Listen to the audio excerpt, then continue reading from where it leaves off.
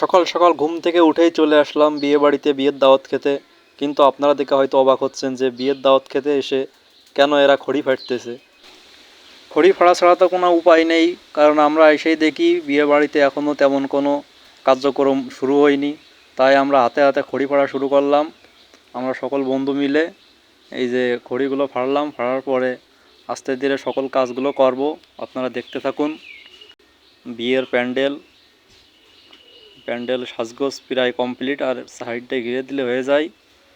কাজ যখন করব কিছু বাকি রাখবো কেন, বাবুচির কাজটাও করতেছি, গোশে লাড়া দিচ্ছি লাড়া।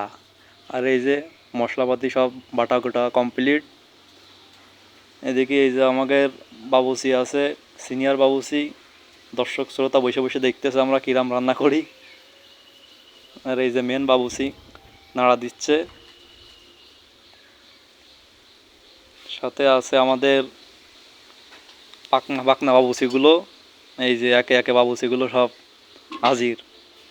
মানে ওরা এমন একটা ভাব নিচ্ছে যে ওরা একদম রান্না বাড়া করে ফাটাই ফেলাই দেবে।